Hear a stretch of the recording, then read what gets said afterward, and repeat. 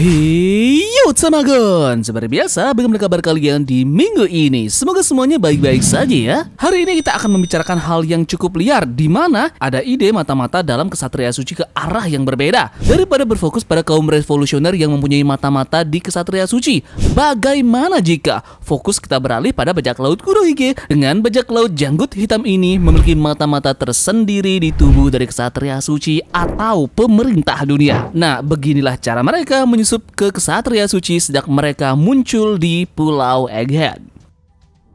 Dalam chapter terakhir, Killingham dan juga Gunko membahas bagaimana hanya mereka yang memiliki tanda yang dapat melewati abyss. Nah, di atas kertas, ini berarti bahwa hanya Gorosei dan Ksatria Suci yang memiliki akses untuk menggunakan pentagram perjalanan cepat ini.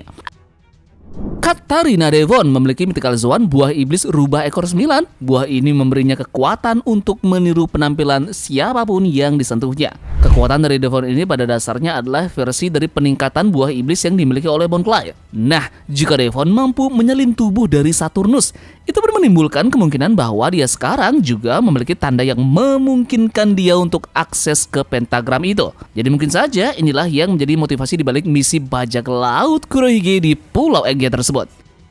Saturnus mati di akhir Egghead, jadi tentu itu berarti bahwa mampu meniru penampilannya menjadi hal yang tidak akan gunanya, bukan? Namun tunggu dulu, jika itu masih memberi mereka akses untuk menggunakan pemanggilan pentagram melalui tanda jurang, itu sepertinya menjadi kecerdikan dari Kurohige. Mereka yang memiliki tanda abyss tak hanya mampu melakukan perjalanan melewati pentagram itu sendiri, mereka juga mampu memanggil satu sama yang lainnya. Jika Katarina Devon memiliki akses terhadap kemampuan ini akan memungkinkannya untuk memanggil salah satu Ksatria Suci ke dalam perangkap dan menggantikan mereka. Nah, jika Devon berhasil menyusup ke Ksatria Suci menggunakan kemampuan klon ini, itu juga akan menghadirkan paralel yang menarik dengan Alabasta. Saat itu topi jerami menggunakan tanda khusus untuk mengidentifikasikan satu sama yang lainnya dan melawan kemampuan penyalinan dari Bon Clay ini. Nah, bagaimana situasinya berbalik sekarang? Pada chapter 1140, kita melihat Sommer sedang berbicara kepada seseorang melalui transponder siput sebelum sinyalnya hilang saat dia dipanggil.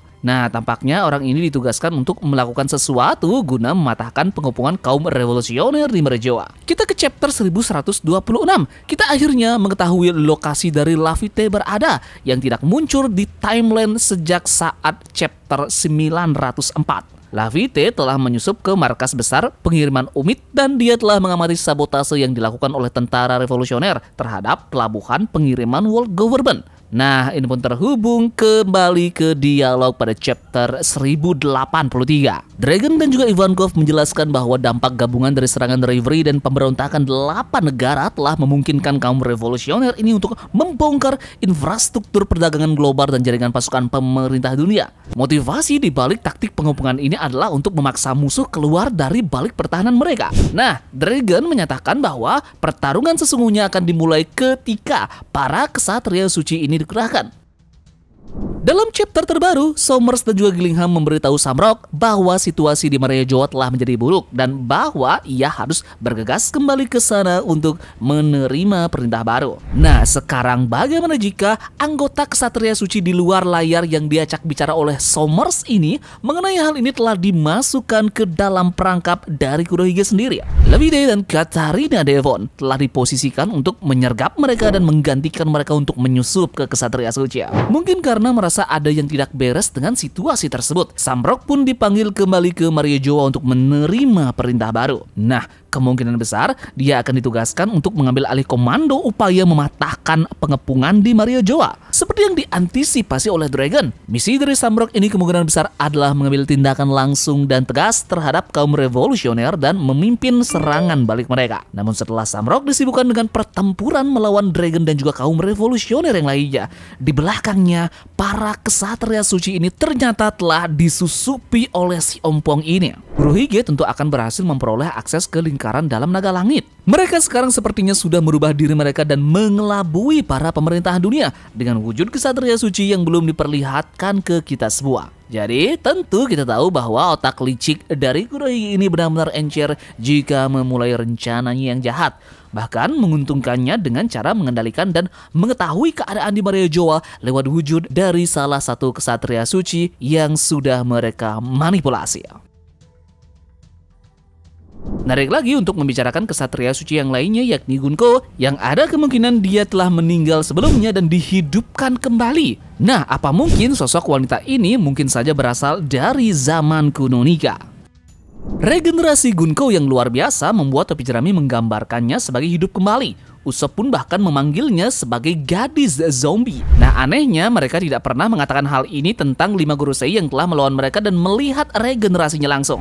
Yep, inilah yang membuat Oda memilih kata-katanya karena suatu alasan. Kita lihat saja di sini panel khusus antara Gunko dan juga Brook yang menimbulkan kecurigaan parah. Brook secara khusus menggunakan Luffy si topi jerami memberi kehidupan kedua saat berbicara dengan Gunko. Nah, ini sepertinya adalah petunjuk dan isyarat yang diberikan oleh Oda Sensei. Brook tampaknya merasakan sesuatu dari Gunko ini. Masuk akal jika hanya mereka yang telah kembali dari kematian yang dapat mengenali dan merasakannya seperti kemampuan dari Brook ini. Somers sempat bertanya kepada Gunko apa yang terjadi setelah kematian dan Gunko menjawabnya dengan sangat amat rinci. Hanya seseorang yang benar-benar mengalami kematian yang dapat menjelaskan seperti itu kan?